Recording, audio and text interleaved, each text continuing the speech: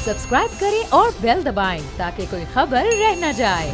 वज़ीर आज़म का आज का दौरा और आज उनकी मुख्तलिफ माहिदीन से मुलाकात हुई और फिर ज़ाहिर नौशकी का उन्होंने दौरा किया, जवानों से मुलाकातें की।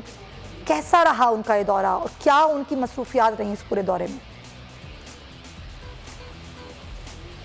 सुमैया देखें, ये दौरा तो उनका बड़ा ज़रूरी भी था। इससे 2 दिन पहले चीफ़ मिनिस्टर बलूचिस्तान मीर कुद्दूस बिज़ंजो साहब और चेयरमैन सेनेट सादिक संजरानी साहब भी गए, जाकर उन्होंने जवानों से ख़िताब किया, इसी तरह की एक एक्सरसाइज की। प्राइम मिनिस्टर जो है वो भी, उनका भी जाना वहाँ जाकर उनसे उन जवानों को खिराज तहसीन पेश करना और उन शोहदा के लिए दुआ करना, हमदर्दी का इज़हार करना और इनको शाबाश देना कि आपने इसको पीछे पसपा किया इन दहशतगर्दों को। उनके हौसले जो है वो कमज़ोर हो जाएंगे आपके इस एक्ट से। आपने ये किया और 15% उन्होंने अनाउंस भी किया एफसी और रेंजर्स के लिए, पैरामिलिट्री ट्रूप्स जो है उनके लिए 15% उनकी सैलरीज़ में। और वहाँ जाकर उन्होंने वाज़े अल्फाज में, जो उनके अल्फाज मैं दोहरा रहा हूँ, कि उन्होंने कहा कि ये मैं आपको एक मैसेज देना चाहता हूँ कि मैं पूरी कौम की तरफ से आपके पास आया हूँ, पूरी कौम आपके साथ खड़ी है दहशतगर्दी की इस जंग में। तो ये एक उनका मैसेज था और वो वहीं उन्होंने जाकर उनसे जो खिताब किया उसमें कुछ चीज़ों का उन्होंने बलूचिस्तान की पसमानदगी का भी ज़िक्र किया और कहा कि जो पहले की हुकूमतें थी उन्होंने कभी तवज्जो नहीं दी हैं। हमने बहुत ज़्यादा जो है फ़ंड, जितना फ़ंड हमने दिया है पीटीआई की हुकूमत ने दिया, इससे पहले किसी हुकूमत ने नहीं दी, और बहुत ज़्यादा फ़ंड हमने दिया है। और ख़ास कर उन्होंने रोड सेक्टर का ज़िक्र किया, पसमानदगी का ज़िक्र किया, जो ऐसा लग रहा है कि जैसे भी आप देखें कि पसमानदगी की बात होती है बलूचिस्तान में, और उस आप कह लें कि कभी तवज्जो ना देने वाली बात है कि जब आप यहाँ डेवलपमेंट का अमल नहीं होता। साथ में उन्होंने ये भी कहा कि अभी अपने दौरा चीन के दौरान उन्होंने प्रेसिडेंट जो है शी के साथ जो है उन्होंने मुलाकात की और उन्होंने यही कहा कि सबसे ज़्यादा जो चाइनीज़ हुकाम और चाइनीज़ प्रेसिडेंट का जो था वो कि सीपैक से सबसे ज़्यादा फ़ायदा जो है वो बलूचिस्तान उठाएगा। और सीपैक जब कंप्लीट हो जाएगा इसके बाद इंडस्ट्रियलाइजेशन का प्रोसेस होगा और उसके बाद इंफ्रास्ट्रक्चर का होगा और बलूचिस्तान उसमें ज़्यादा फ़ायदा उठाएगा। तो इस तरह की बातें करने का मकसद मैं समझता हूँ कि एक बार फिर उन्होंने हाईलाइट किया बलूचिस्तान की जो कम तरक्की याफ्ता होने की वजूहात पे उन्होंने रोशनी डाली।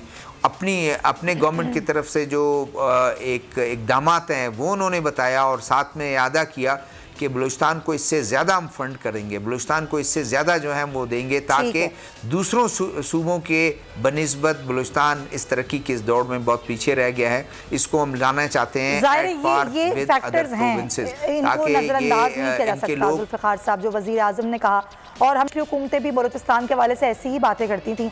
कुछ पॉइंट्स मैं आपके सामने रखूँगी। इमरान याकूब साहब, आप क्या समझते हैं कि जब दहशतगर्दी बढ़ती है और अगर किसी एक पर्टिकुलर सूबे को निशाना बनाया जाता है तो वजह वहाँ पर उस सूबे का नज़रअंदाज होना, वहाँ की महरूमियाँ, वहाँ के लोगों की गुर्बत और वहाँ पर जो उनके मामलात हैं उन पर उस तरह की तवज्जो ना देना, या फिर सबसे बड़ी अहम वजह यह है कि हमने नेशनल एक्शन प्लान पर अमल नहीं किया, हमने उसके जो 20 नकात थे उनको उस तरह देखा नहीं, या फिर हम ये समझते नहीं कि जो सहूलत कार होते हैं उनके खिलाफ हमारी कार्रवाई कैसे होनी चाहिए? आपके ख्याल में इन तीनों पॉइंट में सबसे बेस्ट और सबसे अहम पॉइंट कौन सा है?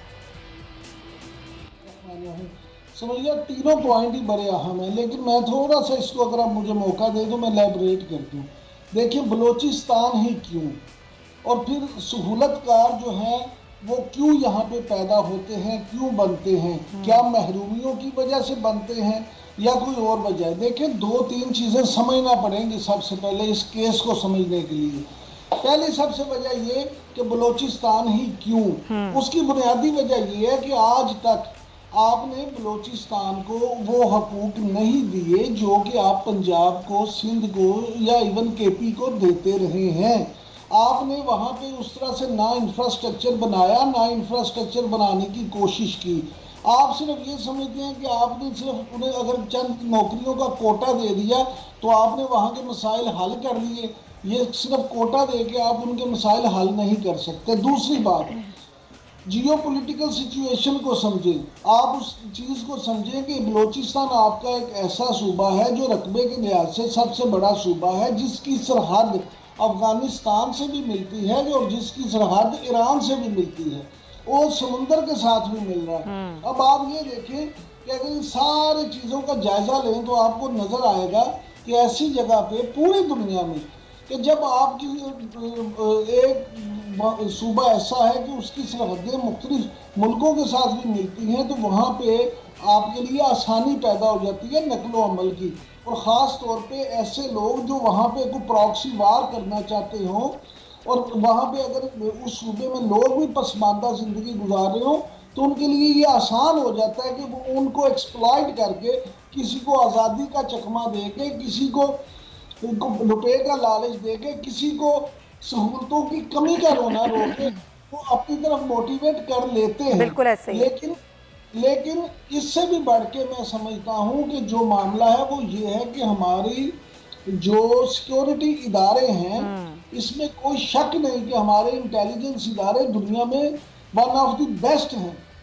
इसके बावजूद इस तरह की कार्रवाई होना तो ये इस बात की गुमाजी करता है कि एक तरफ हमारे इदारे हैं और दूसरी तरफ शायद दुनिया भर के इदारे मिलके, आप देखिए आपके दुश्मन अगर अमेरिका अगर यहाँ कोई कार्रवाइयाँ करना चाहता है, इसराइल को करना चाहता है, इंडिया करना चाहता है। जी हाँ, दुनिया की नजरें हैं CPEC पर, हमें ये सब ध्यान में रख के ही अपना आगे का लाहेमल बनाना होगा। Point taken.